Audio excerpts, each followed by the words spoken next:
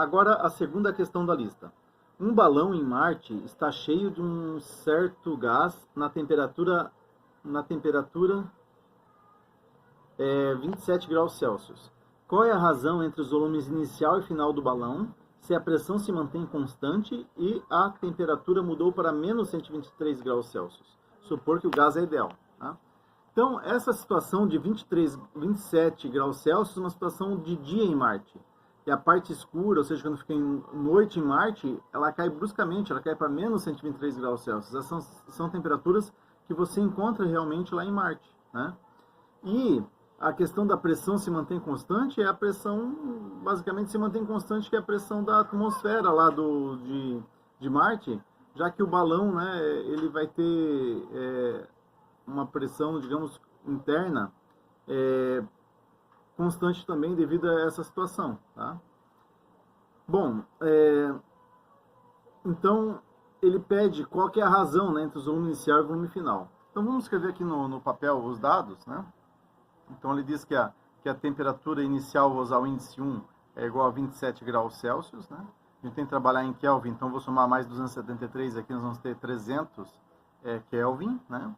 Ele diz que nessa temperatura, ele quer saber qual que é a razão entre o volume inicial e o volume final, né? V1 sobre V2, a gente está usando 1 para inicial. E ele fala que a pressão se mantém constante, então P1 igual a P2, e a pressão constante quer dizer que a pressão não muda, né? E ele dá que a temperatura final, né, é menos 123 graus Celsius. Mais 273, nós vamos ter 150 Kelvin. Né? Na mesma situação, então, que a gente sabe que pressão vezes volume sobre temperatura se mantém constante quando você não tem vazamento ou ganho de gás, que é o caso do gás dentro do balão, né?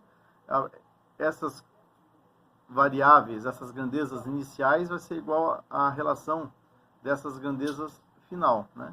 Como P1 é igual a P2, a gente pode simplesmente simplificar aqui, e como a gente quer saber a razão de V1 sobre V2, é só isolar V1 sobre V2 aqui. Né? Nós vamos ter que isso é igual, passo o T1 multiplicando ali, vai ser T1 sobre T2. Né? Ora, T1 sobre T2 vai ser 300 sobre 150. Né? 300 Kelvin sobre 150 Kelvin. Corta Kelvin com Kelvin, né? Então, V1 sobre V2 vai ser uma proporção de 2. Né? Então, você vai ter que o volume inicial é o dobro do volume final, né? Certo? Então, um balão realmente, então, um balão atmosférico ali, tá analisando a atmosfera de Marte, etc. Na parte clara de Marte ele ia ter um volume, na parte escura ele ia ter outro volume. Qual proporção? De 2 vezes, né? Então, como na parte clara ele vai estar aquecido, vai estar com mais pressão, ele vai ter o dobro do volume da parte escura, onde está mais frio. Certo, pessoal? Então a resposta da razão é 2.